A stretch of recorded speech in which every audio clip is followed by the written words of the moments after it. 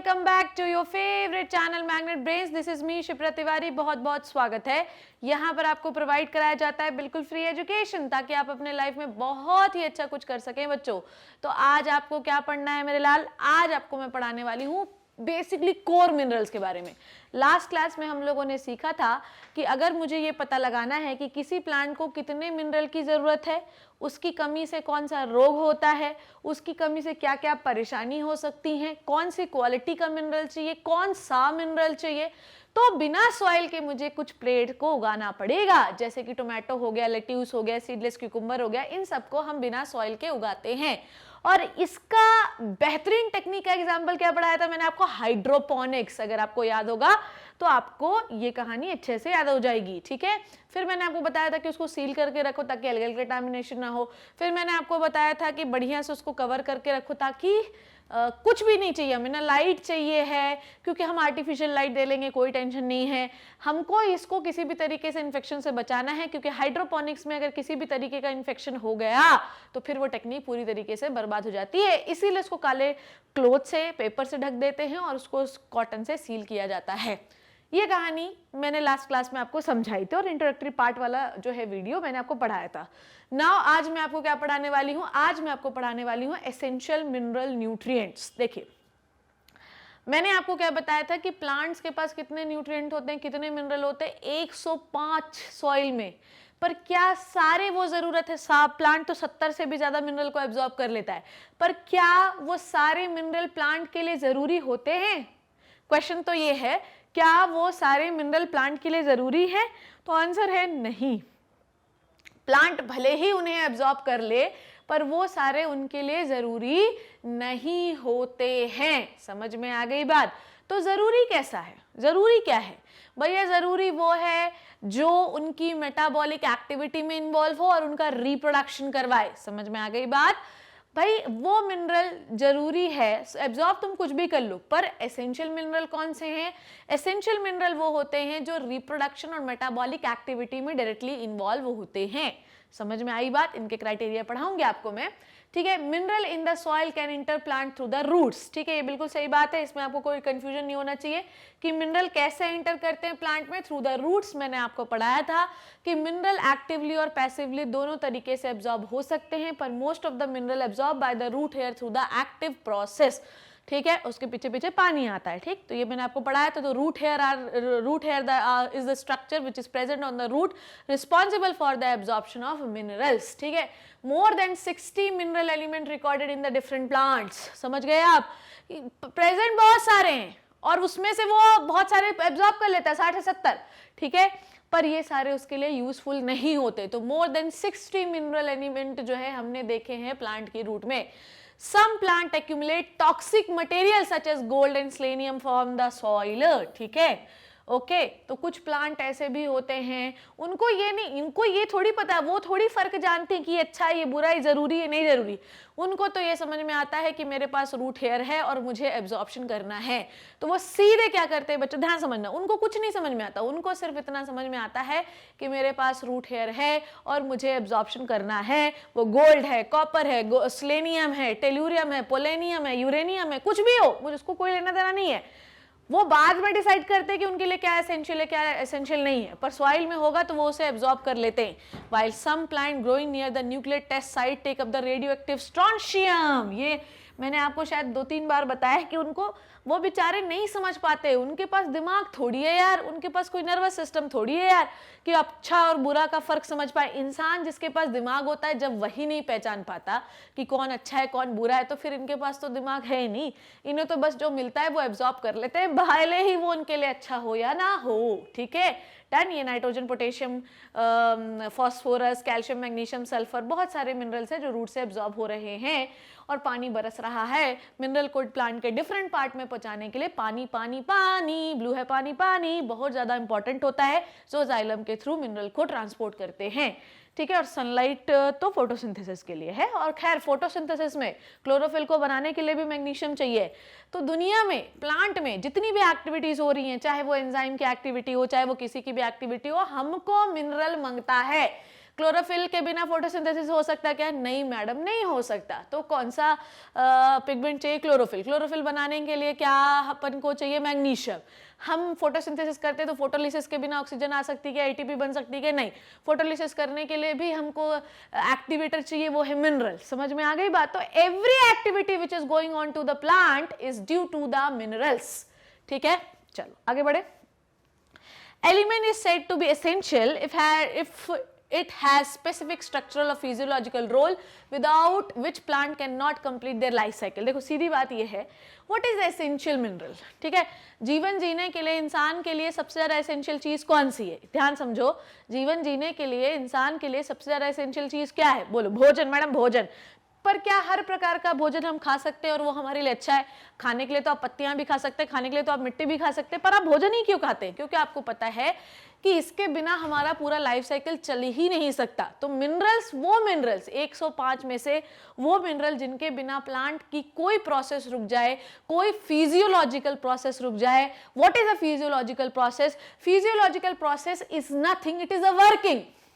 भैया मैंने मैग्नीशियम हटा दिया, क्लोरोफिल हटा दिया, पूरी कहानी ही खत्म, है ना। मैंने अल्कोहल डिहाइड्रोजनेज हटा दिया, पूरी एक्टिविटी खत्म। मैंने एटीपी बनाने के लिए भी मुझे मैग्नीशियम चाहिए, तो एटीपी नहीं बनेगा, एनर्जी नहीं बनेगी। तो मुझे अच्छा, ये सारे मिनरल्स नहीं होंगे तो मैं ये सारी एक्टिविटी कर ही नहीं पाऊंगी बच्चों। अगर मैं ये सारी एक्टिविटी नहीं कर पाऊंगी तो फिर मेरे जीवन जीने का क्या है? भगवान मुझे उठा ले मतलब मैं ये प्लांट बोल रहा है, ठीक है। तो एवरी मिनरल जो वो एब्जॉर्ब कर रहा है वो उसके लिए एसेंशियल नहीं है। एसेंशियल मिनरल वो होते हैं जिनका एक पर्टिकुलर फिजियोलॉजिकल रोल होता है, वो मिनरल जो प्लांट के किसी वर्किंग में इन्वॉल्व होते हैं। अगर वो मिनरल नहीं होगा तो वो पर्टिकुलर वर्किंग बंद हो जाएगी। हो सकता है कि उससे लाइफ साइकिल भी प्लांट की इफेक्ट हो जाए। तो वो मिनरल जो डायरेक्टली लाइफ साइकिल में इन्वॉल्व होते हैं, डायरेक्ट मेटाबॉलिक एक्टिविटीज में इन्वॉल्व होते हैं, डायरेक्ट रिप्रोडक्शन में इन्वॉल्व होते हैं, जिनके बिना प्लांट की लाइफ साइकिल नहीं चल सकती, उन्हें हम एसेंशियल मिनरल्स कहते हैं बच्चों। ठीक है, चलो उसके बाद क्राइटेरियाज फॉर एसेंशियलिटी। चलो मैं इसके लिए तुम्हें सीधे अपनी एनसीईआरटी पे लेके चलती हूँ। क्राइटेरियाज फॉर एसेंशियलिटी ये सब छोड़ो, अभी अपन पढ़ेंगे इसके बारे में, ठीक है। देखो एसेंशियल मिनरल एलिमेंट्स, इसको छोड़ो, क्राइटेरियाज एसेंशियलिटी। देखो ये एनसीईआरटी का शॉर्ट लगाया है मैंने, अब समझो। क्राइटेरियाज किसी भी, देखो मैंने क्या बोला, मुझे खाने में कार्बोहाइड्रेट होना चाहिए, प्रोटीन होना चाहिए, फैट होना चाहिए, बिल्कुल सही बात है। पर कार्बोहाइड्रेट, प्रोटीन होना चाहिए, फैट होना चाहिए, ये किसने बताया? ये हमें साइंटिस्ट ने बताया कि एक ह्यूमन बॉडी की सेल को अच्छे से काम करने के लिए सारी चीजें चाहिए। तो भैया कैसे? क्योंकि उनका कुछ क्राइटेरिया होता है कि भाई कार्बोहाइड्रेट इंस्टेंट एनर्जी देता है, प्रोटीन जो है स्टोर करता है, प्रोटीन बिल्डिंग ब्लॉक होता है, फैट जो होता है वो आपको इंसुलेशन प्रोवाइड करता है, तो फंक्शन है। These are the criterias of essentiality, कि आपको बिल्डिंग ब्लॉक बनाना तो प्रोटीन खाओ। ऐसे ही इनके भी कुछ क्राइटेरियाज होते हैं जो इन्हें एसेंशियल बनने पर मजबूर कर देते हैं। तो कोई भी मिनरल एसेंशियल क्यों है उसके लिए कुछ क्राइटेरियाज हैं जिनके बारे में हम अपनी एनसीईआरटी से डिस्कस करेंगे। ये कहीं से मैं नहीं लगाती हूं, मैं अपने सीधे एनसीईआरटी उठाती हूं। सीधे सीधे शुद्ध देसी लोग हैं अपन, देसी बातें करते हैं। चलो, the element must be absolutely necessary. पहला पॉइंट, मोस्ट इंपॉर्टेंट पॉइंट,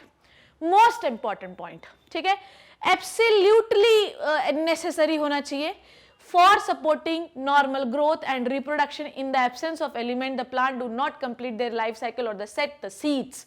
समझ में आ गई बात? क्या बोला मैंने? ये एब्सोल्युटली नेसेसरी है, मतलब इसके बिना आप कुछ नहीं कर सकते। मतलब मतलब ये जीने मरने वाली कसम है कि तू मुझे मिला नहीं तो मैं मर जाऊंगा, तू मुझे मिली नहीं तो मैं ऐसा हो जाऊंगा, मैं छत से कूद जाऊंगा, मैं अपनी नस काट दूंगा, मैं मर ही जाऊंगा। कुल मिला के मरना तय है, ठीक है। तो ये एसेंशियल है, तू ही मांगता, मुझे तू ही चाहिए। समझ में आ गई बात? तो essentiality, absolutely necessary. Please remember this word बच्चों, एब्सोल्युटली नेसेसरी। ये चाहिए ही है उनको। अगर ये तुम नहीं दोगे उनको, मतलब कोई भी मिनरल जो चाहिए ही चाहिए, उसके बिना काम नहीं हो सकता है। मतलब पहला क्राइटेरिया क्या होना चाहिए? Mineral should be absolutely necessary. It shows the necessity of itself, और ये कंडीशन को, ये रिएक्शन को नेसेसिटेट करे कि तुझे होना ही है, मैं नहीं होगा तो तू काम नहीं कर सकता, ठीक है। The element must be absolutely necessary for supporting, ठीक है, सपोर्ट देने के लिए हो, नॉर्मल ग्रोथ के लिए हो, नॉर्मल रिप्रोडक्शन के लिए हो. So first criteria is what? It is the absolutely necessary. ठीक है, कैसा होना चाहिए बच्चों? ये होना चाहिए एब्सोल्युटली नेसेसरी. ठीक है बच्चों, तो ये होना चाहिए एब्सोल्युटली नेसेसरी, ताकि क्या क्या हो सके आपका अच्छे से, ताकि क्या क्या हो सके आपका अच्छे से, रिप्रोडक्शन हो सके, ग्रोथ हो सके, सपोर्ट हो सके. और इनके बिना अगर ये ना हो तो लाइफ साइकिल जो है वो उस पर इफेक्ट आएगा. ठीक है, सीड नहीं ग्रो हो पाएगा, बहुत सारी कहानियां. ठीक है, नाउ अब रिक्वायरमेंट देखो, इट इज वेरी स्पेसिफिक. दूसरा मैं आपको बता रही हूं क्या क्राइटेरिया के मैं सिर्फ एक एक वर्ड बताऊंगी. ठीक है, क्राइटेरिया के सिर्फ एक एक वर्ड मैं आपको बताते जाती हूं. पहला मैंने बताया एब्सोल्युटली नेसेसरी, और दूसरा मैं आपको बता रही हूं नॉट रिप्लेसेबल. ठीक है, दूसरा मैं आपको क्या बता रही हूं? Not replaceable. ठीक है, नॉट रिप्लेसेबल का मतलब क्या होता है कि ऐसा नहीं है कि तू नहीं तो कोई और सही, कोई और नहीं तो कोई और सही, जब कोई नहीं तो फिर कोई भी सही. ठीक है, ये वाली कहानी नहीं होनी चाहिए. यहाँ पर एक पक्का बॉन्ड होना चाहिए, यहाँ पर एक सच्चा रिश्ता होना चाहिए. तू ही चाहिए तो तू ही चाहिए. ऐसा नहीं है कि उसकी जगह कोई और ले सकता है, समझ गए? ऐसा नहीं होना चाहिए कि मम्मी की बुआ की नाती की बेटी की दादी की बेटा, ऐसा नहीं होना चाहिए. समझ में आ गई बात? कि ये है, ये वाला मिनरल चाहिए बच्चों, तो सिर्फ यही वाला मिनरल चाहिए. उसकी जगह पर उसका जो प्लेस है, उसका जो स्थान है, वो कोई और नहीं ले सकता. तो एसेंशियलिटी क्राइटेरिया पर दूसरा क्राइटेरिया क्या है? The mineral should not be replaceable. अगर ऐसा है तो वो एसेंशियल मिनरल है. अगर उसकी जगह पर कोई मिल जाता है तो फिर तुम एसेंशियल थोड़ी हो, तुम तो नॉन एसेंशियल, तुम बेकार हो. जैसे एक लड़का है, लोग कहते हैं यार इनका रिलेशनशिप तो बड़ा ही सीरियस है, बहुत ही सीरियस है. ठीक है, तो हम किसको मानते हैं? हम उसको वेटेज देते हैं, भाई ये लड़का तो बड़ा ही सही है यार, ये तो भैया अपनी बंदी के साथ ही रहता है. पर एक लड़का जिसकी 5-6 बंदियां हैं भैया, उसको अपन लोग क्या है, इसका कोई स्टेटस नहीं है, ये कैसा लड़का है, ऐसा है. तो यहाँ पर भी वैसा ही है कि अगर कोई किसी को रिप्लेस कर देगा तो फिर वो नॉन एसेंशियल मिनरल है, भाग चल भाग. अगर कोई किसी को रिप्लेस नहीं कर सकता, उसकी जगह वही काम करेगा, तो वो एक एसेंशियल मिनरल है. तो mineral should not be replaceable. अगर ऐसा है तो वो मिनरल एसेंशियल मिनरल है. The requirement of the element must be specific. ठीक है, okay, and not replaceable by other element. In other words, deficiency of any one element cannot be met by the supplying of other element. ठीक है, अगर मुझे पता है छोटा बच्चा का एग्जाम्पल लेते हैं. छोटा बच्चा जो है वो दूध ही पीता है. ठीक है, अब पैदा हुए बच्चे को तुम दाल चावल से रिप्लेस तो नहीं कर सकते. तो उसका एसेंशियलिटी ये है कि भैया उसको दूध ही देना है, दूध की जगह पर आप कोई चीज रिप्लेस नहीं कर सकते हो. ऐसा नहीं कि दूध है तो खिचड़ी खिला दो, ऐसा नहीं हो सकता छोटे बच्चे के साथ जो पैदा हुआ है. तो it should not be replaceable. ठीक है, और तीसरा जो पॉइंट आपको मैं बताने वाली हूं बच्चों, वो बहुत इंपॉर्टेंट है. It should be directly involve in the metabolism. ठीक है, डायरेक्टली इन्वॉल्व्ड इन मेटाबॉलिज्म. ठीक है, directly involved in the metabolism. ठीक है, ये 3 पॉइंट है क्राइटेरियाज ऑफ एसेंशियलिटी की. डायरेक्टली इन्वॉल्व्ड इन मेटाबॉलिज्म का मतलब क्या है? डायरेक्टली इन्वॉल्व्ड इन मेटाबॉलिज्म का मतलब ये है मेरे बच्चों कि आप ना समझो बात को क्या बोल रही हूं. डायरेक्टली इन्वॉल्व्ड इन मेटाबॉलिज्म का मतलब ये है कि मैं डायरेक्टली आपकी किसी प्रोसेस को इफेक्ट कर रही हूं. मैं एक मिनरल हूं और मैं डायरेक्टली, मेरे बिना एटीपी नहीं बन सकता. ठीक है, डायरेक्ट प्रोसेस है. मेरे बिना क्लोरोफिल नहीं बन सकता, डायरेक्ट प्रोसेस है. मेरे बिना अल्कोहल फर्मेंटेशन नहीं हो सकता, डायरेक्ट है. ठीक है, मेरे बिना लाइट रिएक्शन नहीं हो सकती, डायरेक्ट है. तो डायरेक्ट आप किसी प्रोसेस में इन्वॉल्व हो. ऐसा नहीं हो कि सुनो मैं पीछे से आ रहा हूँ, पीछे वाले गेट खोल देना तो मैं आ जाऊंगा, ऐसा नहीं हो सकता. आपको किसी प्रोसेस में डायरेक्टली इन्वॉल्व होना पड़ेगा. सो क्राइटेरिया ऑफ एसेंशियलिटी सिर्फ और सिर्फ 3 है. क्या क्या? 3 नहीं है एक्चुअली, ये 3 सबके बाप है. ठीक है, एब्सोल्युटली नेसेसरी, तीसरा नॉट रिप्लेसेबल, दूसरा नॉट रिप्लेसेबल और तीसरा directly involved in the metabolism. Done done done done. तो एनसीईआरटी के वाला पॉइंट क्लियर हो गया आप लोगों को. क्राइटेरिया फॉर एसेंशियलिटी बोल दो मैडम आगे के ये तो आपने पढ़ाया नहीं. अरे पढ़ा दूंगी बेटा, थोड़ा है ना, थोड़ा सा जो है जिंदगी में एक ही चीज जो है सबके साथ रहती है, पता है क्या है? पेशेंस.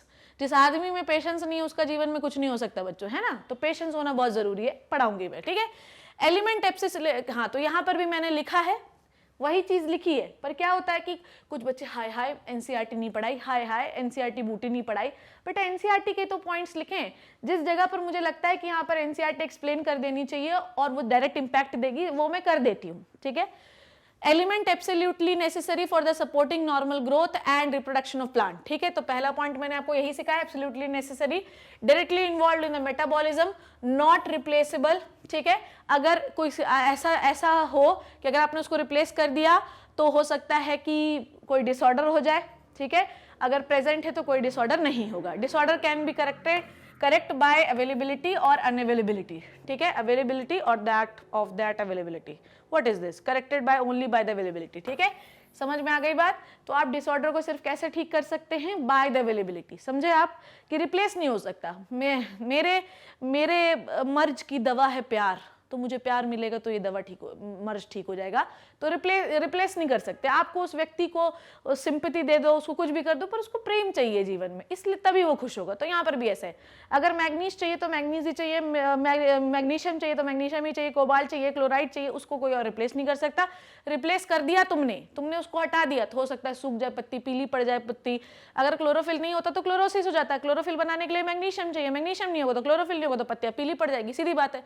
आप देते रहो मैग्नीशियम, क्लोरोफिल बनने लगेगा, फिर से वो पत्तियां हरी होने लगेंगी, ठीक है। फिर से वो नहीं होंगे पर नहीं हरी आएंगे, ठीक है ना। क्राइटेरियाज ऑफ एसेंशियलिटी में अगली क्या चीज पढ़ने वाले हैं हम लोग, अगली चीज हम ये पढ़ने वाले हैं कि वी हैव 17 एलिमेंट, जितने भी प्लांट 50-60 एब्जॉर्ब करता है, 60-70, उनमें 17 जो एलिमेंट्स हैं उनको हम एसेंशियल एलिमेंट का नाम देते हैं। समझिएगा ये क्या बोला मैंने, जितने एलिमेंट्स हैं आपके पास उसमें से 17 एलिमेंट्स को हम एसेंशियल एलिमेंट्स का नाम देते हैं, जो कि डायरेक्टली इन्वॉल्व होते हैं प्लांट की ग्रोथ एंड मेटाबॉलिज्म में, ठीक है, जो कि डायरेक्टली इन्वॉल्व होते हैं प्लांट की ग्रोथ मेटाबॉलिज्म में। पढ़ना शुरू करूं मैं, लिस्ट बनाते हैं अपन लोग, चलो आ जाओ लिस्ट बना लें।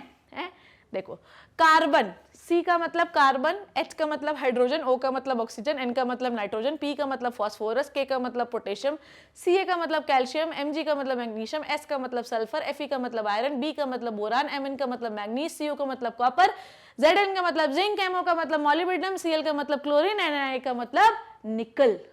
मैडम कैसे याद हो, तुम क्यों टेंशन ले रहे हो, मैं हूं ना, ठीक। कितने गिन लो जरा, 1 2 3 4 5 6 7 8 9 10 11 12 13 14 15 16 17 है, 17 है ना।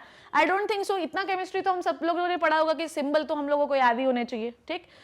ओके, जितने बाकी वो एब्जॉर्ब करता है वो नॉन एसेंशियल है, जो वो नॉन एसेंशियल है उनकी जरूरत नहीं है, वो डायरेक्टली इन्वॉल्व नहीं होते, ठीक है।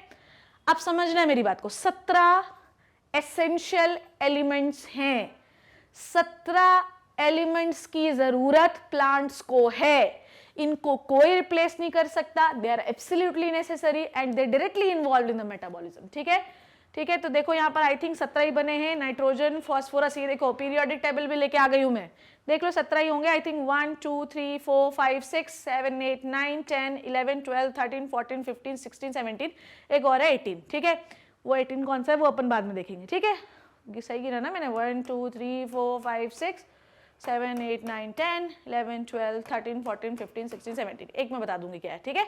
ये समझ में आ गया, मैं एक बार देख ही लेती हूँ कि इसमें कौन सा गायब है। नाइट्रोजन है, फॉस्फोरस है ना, पोटेशियम है, मैग्नीशियम है, कैल्शियम है, आई थिंक सल्फर नहीं, सल्फर भी है, ठीक है। और क्या है, आयरन भी है, बोरॉन भी है, कॉपर भी है, जिंक भी है, जिंक भी है, मॉलिब्डेनम भी है, निकल भी है, कार्बन है, हाइड्रोजन है, ऑक्सीजन है, तो गायब क्या है, शुरू से काउंट करते, कार्बन इधर आ गया, फिर हाइड्रोजन इधर आ गया, ऑक्सीजन इधर आ गया, एक एक करके काउंट करेंगे, नाइट्रोजन इधर आ गया, फिर फॉस्फोरस ये आ गया, पोटेशियम ये आ गया, कैल्शियम ये आ गया, मैग्नीशियम ये आ गया, सल्फर ये आ गया, ठीक है। Iron where it is, iron ये आ गया, बोरॉन ये आ गया, मैग्नीज ये आ गया, कॉपर कहाँ है बाबा, कॉपर ये आ गया, जिंक कहाँ है, जिंक ये रहा, जिंक आ गया, मॉलिब्डेनम कहाँ आ गया, ये आ गया, क्लोरीन गायब है बच्चों, ठीक है, क्लोरीन, ठीक, ये है, ठीक है। क्लोरीन 17 सुना होगा, क्लोरीन का शायद 17 है, एक बार देख लेना, पर है 17 ही, ठीक है। तो ये है हमारे एसेंशियल 17 एलिमेंट्स जो प्लांट्स के लिए बहुत ही ज्यादा जरूरी होते हैं, ठीक है। चलो आगे बढ़े हम, क्या बोला मैंने, आगे बढ़े, चलो। On the basis of quantitative requirement, on the basis of quantitative requirement, ठीक है, किसको कितना मांगता है, ठीक है, किसको कितना मांगता है, ठीक है। अगर आपको 10 मिलीमोलार्स पर ग्राम से ज्यादा चाहिए, ठीक है, अगर आपको कोई मिनरल मोर देन 10 मिलीमोलार पर ग्राम से ज्यादा चाहिए तो आप मैक्रोन्यूट्रिएंट है, ज्यादा चाहिए ना, ज्यादा खाना खाते हो, ठीक है। अगर आपको कोई न्यूट्रिएंट लेस देन 10 मिलीमोलार पर ग्राम चाहिए तो आप क्या हो बच्चों, आप हो माइक्रोन्यूट्रिएंट। भैया जो ज्यादा खाना खाता है वो है मैक्रोन्यूट्रिएंट, जो कम खाना खाता है वो है माइक्रोन्यूट्रिएंट, डन, सीधी बात है। सो एसेंशियल एलिमेंट कितने बच्चों, 17। 17 को हम दो भागों में डिवाइड करते हैं, जिसकी क्वांटिटी ज्यादा चाहिए मैक्रोन्यूट्रिएंट, जिसकी जो क्वांटिटी कम चाहिए माइक्रोन्यूट्रिएंट, ठीक है। आगे बढ़े, मैक्रोन्यूट्रिएंट, ठीक है, मैक्रोन्यूट्रिएंट, मैक्रोन्यूट्रिएंट की लिस्ट बनाएंगे अपन, मैक्रोन्यूट्रिएंट की लिस्ट बनाएंगे हम लोग। आ जाओ मेरे बच्चों, मैक्रोन्यूट्रिएंट की लिस्ट शुरू कर रहे हैं अपन, ठीक है, मैक्रोन्यूट्रिएंट्स। चलो कैसे याद करें, देखो हमारे पास कितने मैक्रोन्यूट्रिएंट्स हैं, वी हैव 9 मैक्रोन्यूट्रिएंट्स बच्चों, कितने मैक्रोन्यूट्रिएंट्स हैं, 9, 17 में से 9 है हमारे पास मैक्रोन्यूट्रिएंट्स है, ठीक है, ओके, ठीक। अब इसको कैसे याद करें, हाय कैसे याद करूं मैं, ठीक है, कोई टेंशन नहीं लो, ऐसे कैसे, आई थिंक थोड़ा पतला कलर ले लेती हूं मैं, ध्यान से देखना, ठीक, क्या लिख रही हूं मैं, क्या लिख रही हूं मैं, ठीक, और क्या लिख रही हूं मैं,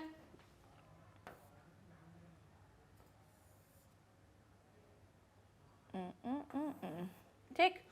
अब समझो क्या बोल रही हूं मैं, ध्यान समझना, नहीं इसको अपन ऐसे लिखते हैं, ऐसे लिखते हैं,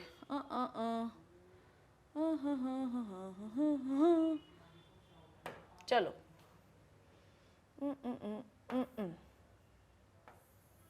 चलो ठीक है। अब यहाँ पे 2 पी दिख रहे हैं, पर एक पी का मतलब क्या है वो ध्यान से देखना, देखो अब इसको कैसे याद करूं मैं, क्वेश्चन मेरा ये है कि इसको मैं याद कैसे करूं। CHON मतलब कौन है जो सपनों में आया, ठीक है, कौन, कौन, CHON मतलब कौन, कौन है भैया, ठीक। P का मतलब प्यार,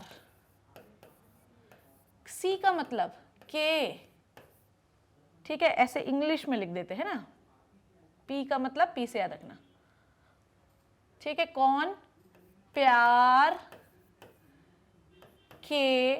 के मारे, मारे पिसा, पिसा। चलो शुरू करें, ठीक। अब इधर आ जाओ, देखो कौन कौन से हैं, carbon, hydrogen, oxygen, nitrogen, phosphorus, sulphur, potassium, calcium and magnesium. आ जाओ शुरू कर रहे हैं, देखो कौन, सी, किसी और कलर से लिखती हूँ यार, है ना, सी क्या है हमारे पास, व्हाट इज अ सी, सी का मतलब है कार्बन, सी का मतलब क्या है कार्बन, H का मतलब क्या है हाइड्रोजन, ठीक है, डन। O का मतलब क्या है ऑक्सीजन, ठीक है, उसके बाद N का मतलब क्या है नाइट्रोजन, ठीक है, N का मतलब क्या है भैया मेरे नाइट्रोजन, ठीक है। उसके बाद P का मतलब क्या है, P का मतलब क्या हो गया, P का मतलब हो गया यहाँ पे पोटेशियम, ठीक है, 2 P हैं यहाँ पे, ध्यान से देखना, पोटेशियम, ठीक है। ऐसा भी लिख सकते हैं हम, यहाँ पर PK भी लिख सकते हैं, PK याद रखना, प्यार के मारे से याद से अच्छा है कि इसको PK लिख लो, PK। अब सीधी बात है ना, कोई पिएगा तो मरेगा ही, ये याद रखना PK, ठीक है, PK ये सही है ना, कौन PK मारे पिसा, ठीक है भाई, जो पीने के मारे जो मरेगा वो उसको तो पिसाई होनी ही है, तो पोटेशियम हो गया PK, ठीक है। उसके बाद इसको अपन PK लिख लेते हैं ना, पोटेशियम का केस शो करते हैं। और फिर उसके बाद सी का मतलब के मतलब कैल्शियम, कैल्शियम, ठीक है। और उसके बाद मारे का मतलब एम का मतलब क्या हो गया बेटा, मैग्नीशियम, एम का मतलब क्या हो गया, मैग्नीशियम, ठीक है, मैग्नीशियम, ओके। उसके बाद एक और क्या बचा, पी का मतलब हो गया फॉस्फोरस, ठीक है, फॉस्फोरस। और एक एस बचा जिसका मतलब है सल्फर, ठीक है। कैसे याद करें, ऐसे याद करें, गिनने कितने हैं, 1 2 3 4 5 6 7 8, ठीक, एंड 9, ठीक है। So we have 9 macronutrient. कौन, कार्बन, कौन, CHON, कौन कौन, C carbon, hydrogen, oxygen, nitrogen, P K, P K मारे पिसा, पी के मतलब पीके, याद रखना, पी का मतलब पोटेशियम, के इसका सिंबल होता है, के मतलब कैल्शियम, एम मतलब मैग्नीशियम, ठीक है। और पी का मतलब पिसा का मतलब पी का मतलब फॉस्फोरस, ठीक है, और एस का मतलब सल्फर, ठीक है। कौन, पी के मारे पिसा, ये याद रखना, ये न्यूमोनिक जो है इंपॉर्टेंट है, जो आपको 9 मैक्रोन्यूट्रिएंट की याद दिलाएगा। Carbon, hydrogen, oxygen, nitrogen, potassium, calcium, magnesium, phosphorus and sulphur. कौन पी के मारे पिसा, कौन पी के मारे पिसा, प्लीज रिमेंबर, इसका स्क्रीनशॉट ले लीजिए एक बार। कितना हुआ, तो ये हुआ मैक्रोन्यूट्रिएंट्स के बारे में, जो कि 9 इन नंबर होते हैं। प्लीज ये याद रखना कि कौन पीके के मारे पिसा, ठीक है। तो जो पीता है वो पिसता है, सीधी बात ये है, ठीक। चलो थ्योरी पढ़ लेते हैं इसकी, आ जाओ बच्चों। सो मैक्रोन्यूट्रिएंट क्या होते हैं, it is present in the large amount in the plant tissues, ठीक है। ये प्लांट में ज्यादा अमाउंट में होते हैं। ये किस में इन्वॉल्व होते हैं, usually synthesis, involve in the synthesis of organic molecule. अब ऑर्गेनिक मॉलिक्यूल क्या क्या है भैया, ये होते हैं कार्बोहाइड्रेट। ऑर्गेनिक मॉलिक्यूल क्या क्या है, कार्बोहाइड्रेट हैं, ठीक है। ऑर्गेनिक मॉलिक्यूल क्या है, प्रोटीन है। ऑर्गेनिक मॉलिक्यूल क्या है, फैट है। और क्या है, डीएनए है। और क्या है, आरएनए है, ठीक है। इनमें इन्वॉल्व होते हैं, ठीक है। 9 इन नंबर, ठीक। कौन कौन देख लो, यहाँ लिखा हुआ है कार्बन, हाइड्रोजन, ऑक्सीजन, नाइट्रोजन, ठीक है। पी के मारे, ठीक है, पी के मतलब पोटेशियम, के मतलब पी के मतलब पोटेशियम, मारे मतलब मैग्नीशियम, ठीक है, पिसा फॉस्फोरस एंड सल्फर, ठीक है। Out of these carbon, hydrogen, oxygen are obtained from the CO2 and H2O, ठीक है। जैसे कैसे, क्या बोला, carbon, hydrogen, oxygen is obtained from the carbon, hydrogen and oxygen कहाँ से मिलता है आपको, CO2 एंड H2O से। देखो कार्बन, हाइड्रोजन और ऑक्सीजन CO2 और H2O से क्या मिलता है, आप लोगों ने एक प्रोसेस पढ़ा होगा which is called as photolysis of water, पढ़ा है आप लोगों ने फोटोलिसिस ऑफ वाटर, ठीक है। कैसे हम लोग कैसे हम ये मान लें, प्रूफ दीजिए मैडम कि कैसे ऑक्सीजन निकलता है पानी से। तो फोटोलिसिस ऑफ वाटर क्या है बच्चों, है ना, पढ़ाया है ना आप लोगों ने को। तो फोटोलिसिस ऑफ वाटर क्या है, जब ऑक्सीजन को हम लोग किसके प्रेजेंस में तोड़ते हैं, जब ऑक्सीजन को हम लोग सनलाइट की प्रेजेंस में तोड़ते हैं। किसकी प्रेजेंस में तोड़ते हैं मेरे बच्चों, जब आप ऑक्सीजन को सनलाइट की प्रेजेंस में तोड़ते हैं तो नहीं सॉरी, वाटर को जब सनलाइट की प्रेजेंस में तोड़ते हैं तो क्या लिबरेट होती है, ऑक्सीजन लिबरेट होती है। और क्या लिबरेट होता है, हाइड्रोजन लिबरेट होता है कि नहीं होता। तो हमको हाइड्रोजन और ऑक्सीजन कहाँ से मिल रहा है, वाटर से तो मिल रहा है कि नहीं मिल रहा है। अब हम लोगों ने जब डार्क रिएक्शन पढ़ी तो हमने देखा कि CO2, अच्छा इस हाइड्रोजन का हम इस्तेमाल कहाँ करते हैं, NAD को रिड्यूस करने में, किस में, NADH में, पढ़ा हम लोगों ने। अब इस NADH का इस्तेमाल हम लोगों ने कहाँ पर किया था, CO2 से। अब इस CO2 से हम क्या बनाते हैं, कार्बोहाइड्रेट बनाते हैं। तो कुल मिला के ये ऑर्गेनिक मॉलिक्यूल किससे बन रहे हैं, CO2 से। और ऑक्सीजन कहाँ से निकल रही है, पानी से। तो कार्बन, हाइड्रोजन, ऑक्सीजन, नाइट्रोजन जो है बेसिकली सिंपल फॉर्म में कहाँ से मिलता है, CO2 और H2O से, ठीक है, डन। और others are absorb from the soil and mineral. तो अगर आपको हाइड्रोजन चाहिए, कार्बन चाहिए और ऑक्सीजन चाहिए तो कार्बन डाइऑक्साइड और वाटर से मिलेगा, बाकी सारे सॉइल से मिलेंगे। किस फॉर्म में मिलेंगे वो बाद में बात करेंगे, ठीक है। सो मैक्रोन्यूट्रिएंट की लिस्ट यहाँ पे बनाई है, कार्बन, ऑक्सीजन, नाइट्रोजन, ठीक है। देखो यहाँ पे लिखा हुआ है कौन पी के, ठीक है, पी के फिर आगे तो तुम लोगों को मैंने पढ़ा रखा है, पी के पिस, पी के फिर क्या बताया था मैंने यार, पी के, हाँ क्या बताया था मैं तो भूल ही गई यार, तुम लोगों को पढ़ाया ना मैंने भी यार, खैर याद रख लेना, ठीक है। उसके बाद 7 माइक्रोन्यूट्रिएंट है, उनके बारे में मैं आपको बताती हूँ, ठीक है। हाँ पी के मार पिसा, ठीक है, पी के मारे पिसा, याद आ गया मुझे। माइक्रोन्यूट्रिएंट, माइक्रोन्यूट्रिएंट क्या होते हैं? माइक्रोन्यूट्रिएंट जिनकी जरूरत हमको क्या होती है बच्चों? कम होती है। आ जाओ देखते हैं, शुरू करें। माइक्रोन्यूट्रिएंट कौन पी के मारे पिसा, ये किसकी है न्यूमोनिक्स? ये है आपकी मैक्रोन्यूट्रिएंट की। अब मैं आपको किसकी न्यूमोनिक बता रही हूँ? माइक्रोन्यूट्रिएंट की। ठीक है, शुरू करें अपन। चलो अब मैं आपको मैक्रोन्यूट्रिएंट की बताती हूँ। मैक्रोन्यूट्रिएंट में हम लिख रहे हैं मॉलिबिडनम सबसे पहले, मॉलिबिडनम के बाद हम लिख रहे हैं बोरॉन। ठीक है, बोरॉन के बाद हम लिखेंगे, फिर क्या लिखे? जिंक। ठीक है, फिर हम क्या लिखते हैं? मैग्नीज, वहाँ मैग्नीशियम यूज किया था, ये है मैग्नीज। ठीक है, उसके बाद हम क्या लिखेंगे? कॉपर। ठीक है, उसके बाद हम क्या लिख रहे हैं? निकिल। ठीक है, उसके बाद हम लिख रहे हैं क्लोरीन, और उसके बाद हम लिख रहे हैं आयरन। ठीक है, ये आपके क्या है? माइक्रोन्यूट्रिएंट्स हैं जिनकी ज़रूरत हमें बिल्कुल 10 मिलीमोलार पर ग्राम 10 मिलीमोलार से कम होती है। ठीक है, पर ग्राम। ओके, अब इसको कैसे याद करें? 9 को तो याद कर लिया कि कौन प्यार के मारे या कौन पी के मारे पिसा, ये हमने याद कर लिया। अब हम बात कर रहे हैं किसकी? इसको याद करो, मोरा। ठीक है, इंग्लिश में लिखते हैं मोरा। ठीक है, मोरा पिया मुझसे बोलत नहीं, मोरा। बी से लिखो बेबी, ZN से लिखो जानू। ठीक है, और हाँ, तो मैग्नीज से क्या लिखेंगे? MN से क्या लिखेंगे? मोनू। ठीक है, जानू मानू लिख लेते हैं ना, मैग्नीज से याद रहेगा। ठीक है, फिर इसको लिखेंगे Q2।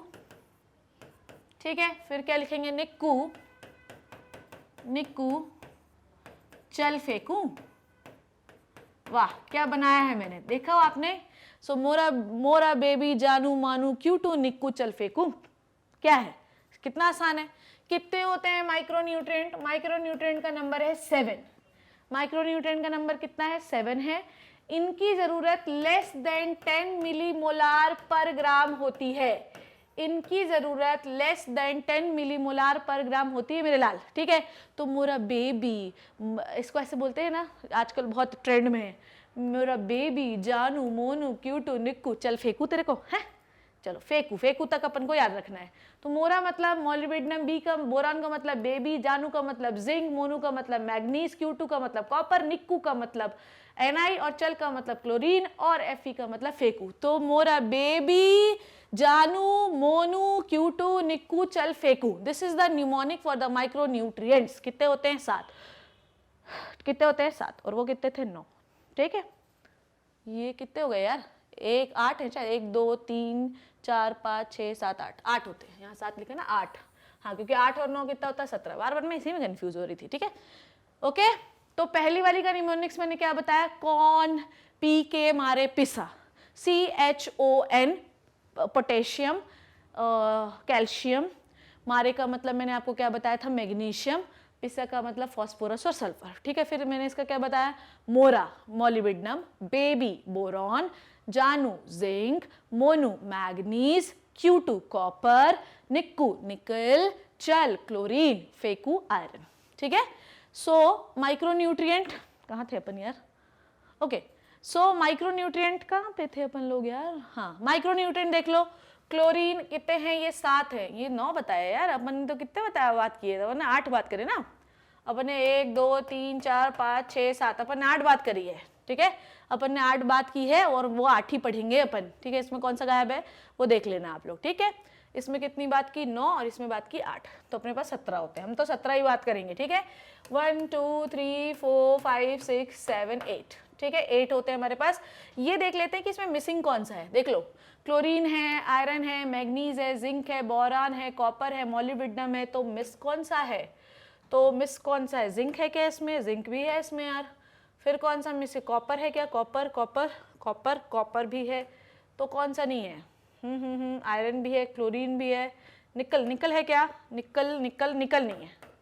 ठीक है, तो इसका एक ये है निकल। तो 8 होते हैं ये, और 9 होते हैं ये।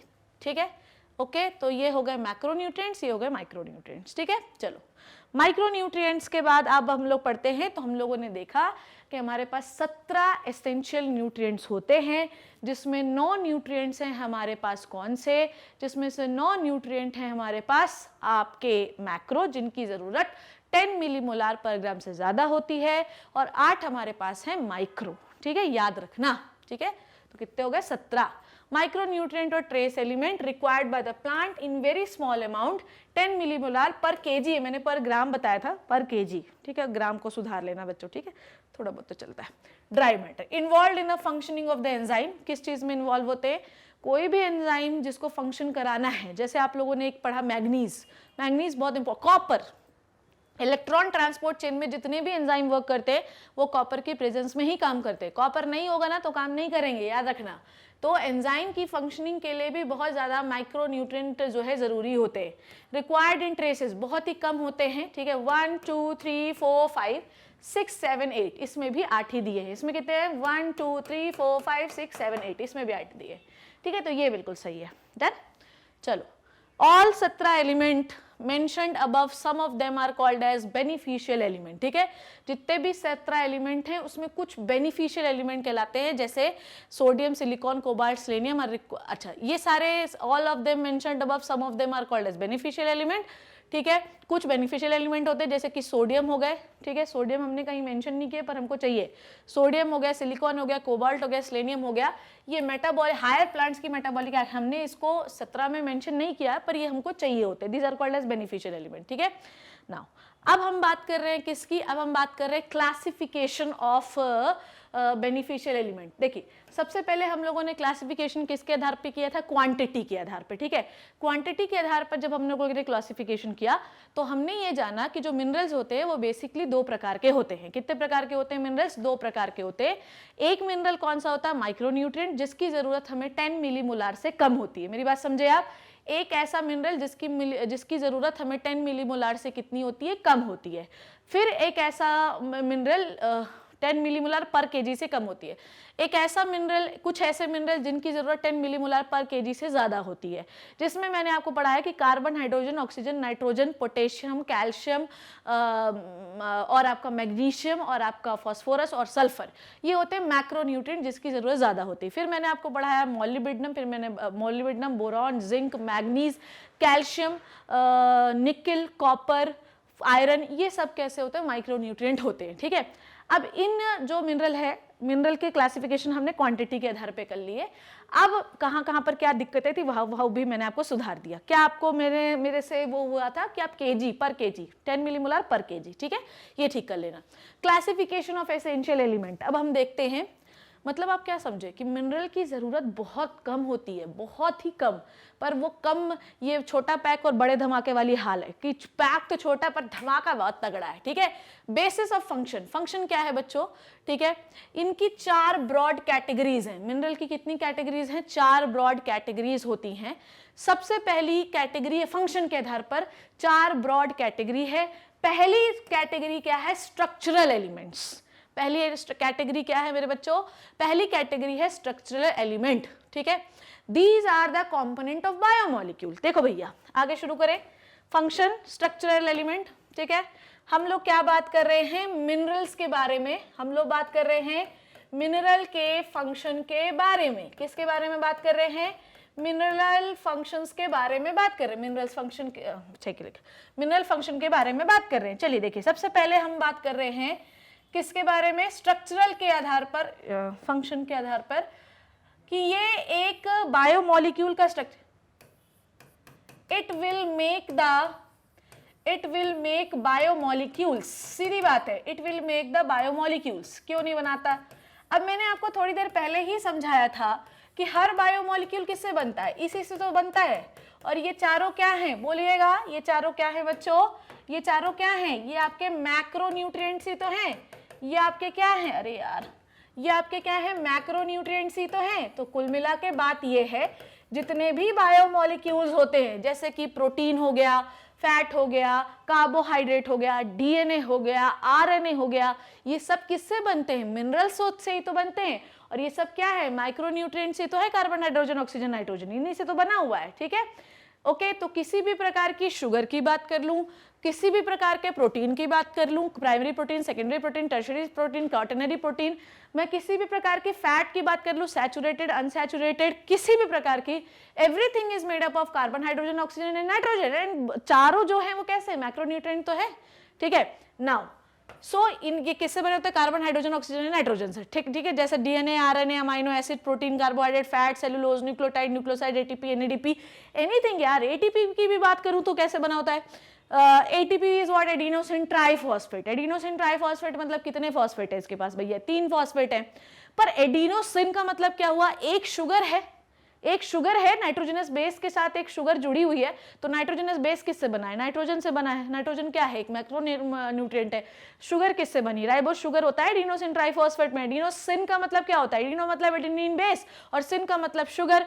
तो शुगर और बेस किससे बने होते हैं? इन्हीं चारों चीजों से बने होते हैं। और रही बात फॉस्फेट की, तो फॉस्फेट भी तो, फॉस्फोरस भी तो क्या है? एक मैक्रोन्यूट्रिएंट ही तो है। तो every biomolecule is made up of macronutrients, ठीक है। Nitrogen is the constituent of amino acid, protein and chlorophyll, ठीक है। ये भी तो कंपोनेंट है, ठीक है। तो अभी आप लोगों ने ये पढ़ा कि on the basis of function essential element can be grouped into the 4 category. Structural element, structural element का मतलब ये है कि वो मिनरल जो स्ट्रक्चर बनाते हैं, समझे आप मेरी बात को?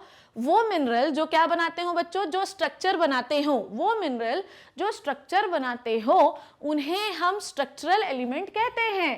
कार्बन, हाइड्रोजन, नाइट्रोजन, ऑक्सीजन, ये स्ट्रक्चरल एलिमेंट है। अगर ये नहीं होंगे तो ना प्रोटीन बनेगा, ना कार्ब्स बनेंगे, ना फैट बनेगा, ना सेलुलोज बनेगा, ना एटीपी बनेगा, ना एनएडीपी बनेगा, कुछ नहीं बनेगा। तो पहला क्लासिफिकेशन हमने किसके आधार पे किया? On the basis of structure, कि तुम स्ट्रक्चर में इन्वॉल्व होगे, ठीक है।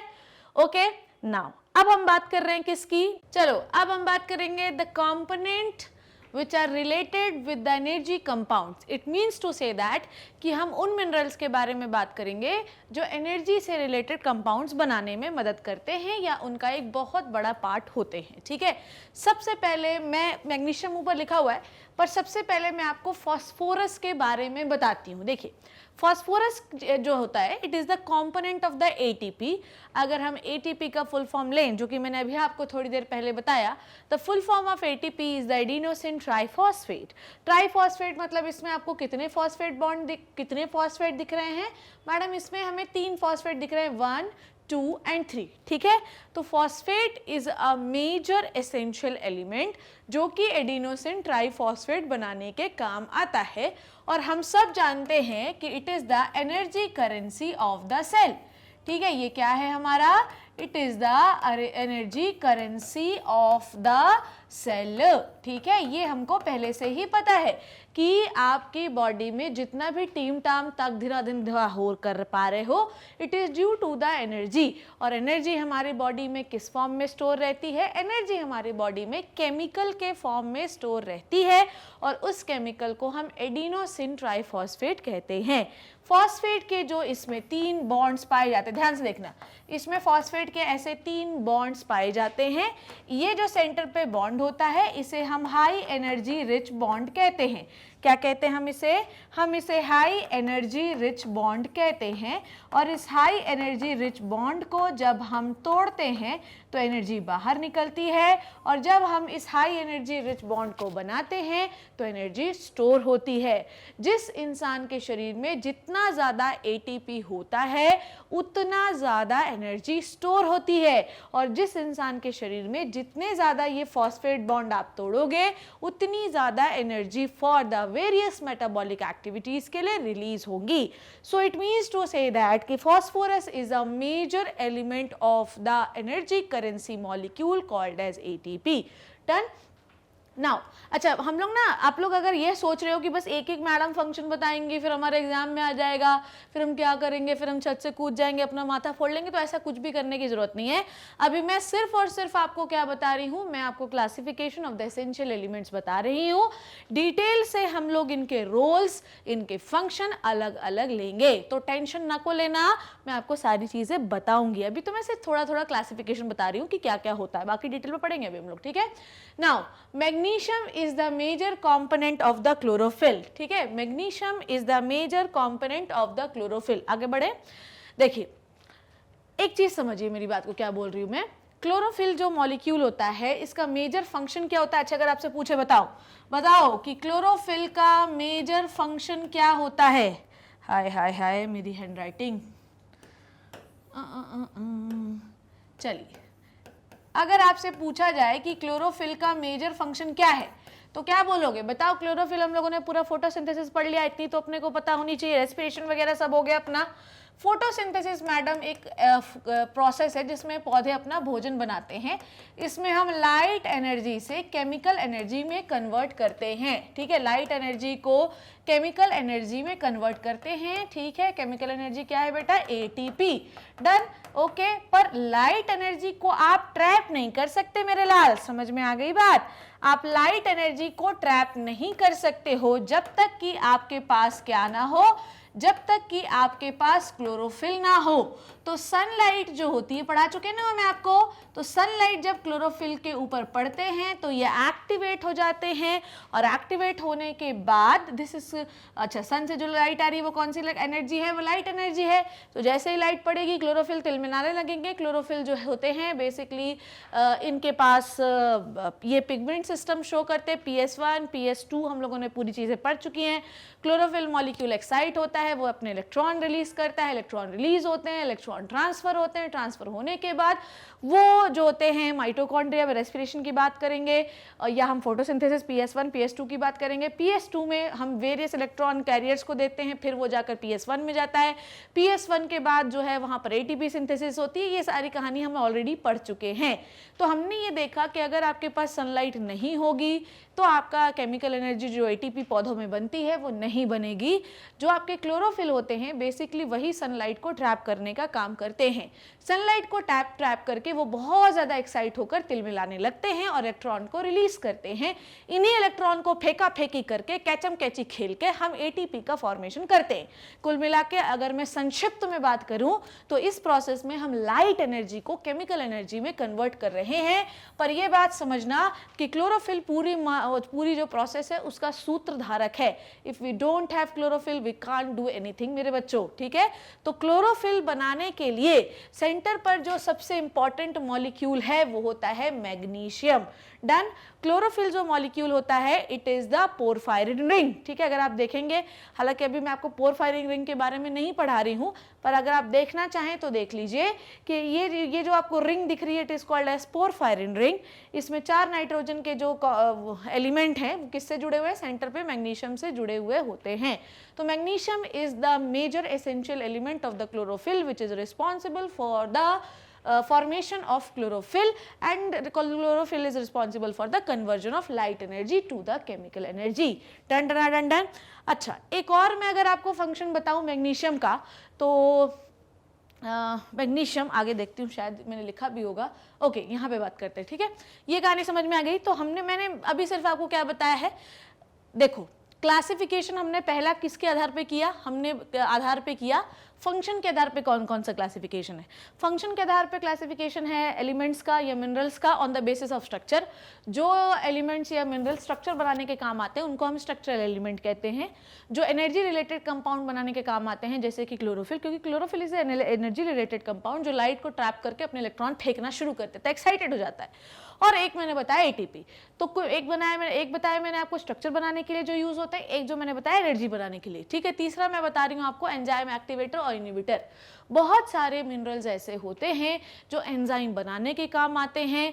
बनाने के काम का मतलब यह है कि वो एंजाइमेटिक एक्टिविटी को बढ़ा या घटा सकते हैं, ठीक है। ये एक बायोलॉजिकल कैटलिस्ट की तरह बिहेव कर सकते हैं।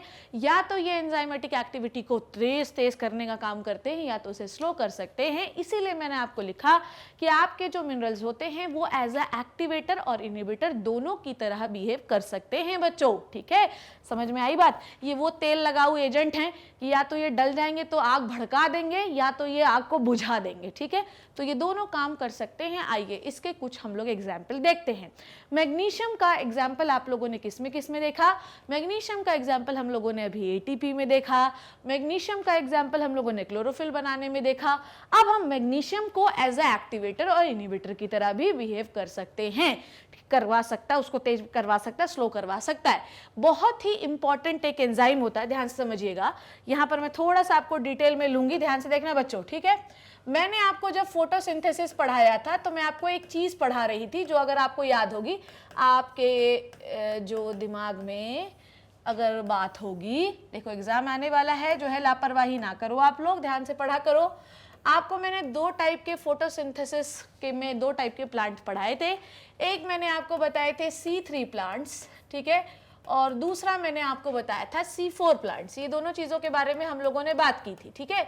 C3 प्लांट और C4 प्लांट, इन दोनों को अल्टीमेटली क्या बनाना पड़ता है, दे बोथ आर प्लांट्स, पर इन दोनों को एनर्जी के लिए बनाना क्या है भैया, C6H12O6, ठीक है, बनाना है ये चीज़, ठीक।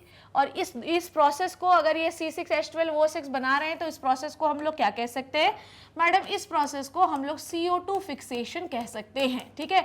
अब मैं बहुत डिटेल में नहीं जाऊंगी, क्योंकि अगर किसी को नहीं पता है कि C3 प्लांट क्या है, किसी को नहीं पता है कि C4 प्लांट क्या है, बेटा मैंने बना रखे हैं लेक्चर्स, आप फोटोसिंथेसिस के लेक्चर जाके लगाओ, वहां पर आपको जानकारी मिल जाएगी कि C3 प्लांट क्या होते हैं, C4 प्लांट क्या होते हैं, ठीक है। तो मैंने आपको वहां पर ये पढ़ाया कि C3 प्लांट होता है और एक C4 प्लांट होता है, ठीक है। C3 प्लांट जो होते हैं वो नॉर्मल एनवायरमेंटल कंडीशन में होते हैं, C4 प्लांट जो होता है डेजर्ट में होते हैं। इन दोनों को खाने, मतलब food, as a food source क्या चाहिए इनको भैया, ग्लूकोज चाहिए है, हर इंसान को ग्लूकोज चाहिए, ग्लूकोज को ही तोड़ तोड़ के वो एनर्जी लेते हैं, चाहे वो प्लांट हो चाहे वो एनिमल हो, तो ग्लूकोज चाहिए। पर इस प्रोसेस को हम क्या कहते हैं, CO2 फिक्सेशन। अब C3 प्लांट में CO2 को जब आप फिक्स करते हैं तो आप क्या बनाते हो, C6H12, ठीक है, O6, ओके, सेम C4 में बनाते हैं। पर अगर दोनों की प्रक्रिया सेम है तो हम C3 और C4 अलग अलग क्यों ले रहे हैं, अब मैं आपको बताती हूँ। C3 प्लांट में जो CO2 को फिक्स कराता है उसका नाम है रुबिस्को, इसके बारे में भी मैंने आपको पढ़ाया था। Rubisco is the most abundant protein, it is the most abundant enzyme in the whole world. समझ में आ गई बात, ये पूरे वर्ल्ड में पाया जाने वाला सबसे ज्यादा या सबसे मोस्ट अबंडेंट एंजाइम होता है, इससे ज्यादा कोई नहीं होता, ठीक है। तो इसके दिल में है बहुत बड़ा डिस्को, और ये हमेशा करता है रुबिस्को, ठीक है। तो C3 प्लांट में जो CO2 को फिक्स करने का काम करता है उसका नाम होता है रुबिस्को। डन, इतनी बात समझ में आ गई आपको, ठीक। और C4 प्लांट में रुबिस्को जो है वो कम काम करता है, या मैं कहूं कि उसको हमको थोड़ा सा बचा के रखना पड़ता है। C4 प्लांट में एक एंजाइम होता है जिसका नाम होता है पेप्केस, ठीक है। पेप्केस का फुल फॉर्म भी मैंने आपको बताया था, फॉस्फोइनॉल पायरुवेट कार्बोक्सिलेज, ठीक है। तो C3 प्लांट में मेजर जो एंजाइम होता है C6H12O6 बनाने के लिए वो होता है रुबिस्को, और C4 प्लांट में होता है पेप्केस, फॉस्फोइनॉल पायरुवेट कार्बोक्सिलेज। अब कुछ लोग सोच रहे होंगे भाई साहब ये चल क्या रहा है, भाई साहब ये क्या होता है, C3 क्या होता है, C4 क्या है, पेप्केस क्या है, रुबिस्को। अब इतनी चीज को मैं आपको डिटेल में अभी तो नहीं पढ़ा सकती, क्योंकि इसके बहुत बड़े बड़े 2-2 घंटे के लेक्चर बना रखे हैं मैंने, आप जाके वहां पे लेक्चर लगाओ C3 C4 के, ठीक है।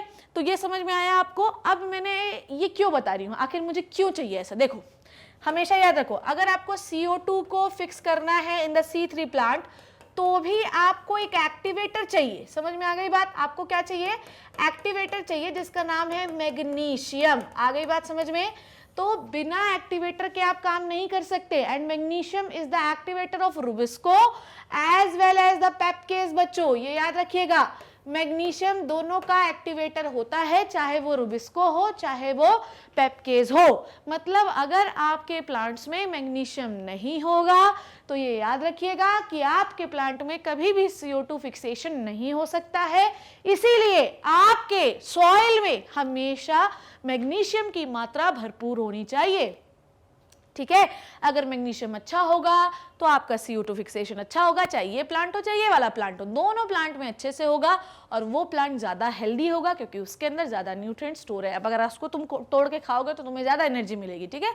So magnesium is the activator for the rubisco and the PEPcase enzyme. Without the magnesium both enzymes can not be activated and both the process of the CO2 fixation in the C3 and C4 plant will stopped, ठीक है।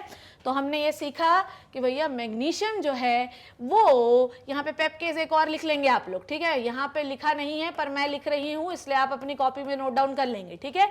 So magnesium is an activator for both rubisco, ribulose biphosphate carboxylase oxygenase, ठीक है, and पेप्केस इनके लिए activator की तरह behave करता है, ठीक है। नाउ अब मैं आपको क्या बता रही हूँ, एक और कहानी बताती हूँ। आप लोगों ने ये तो हुई फोटोसिंथेसिस के बारे में बात। अब मैं आपको मैग्नीशियम का एक और एग्जाम्पल बताती हूँ, ध्यान से देखना।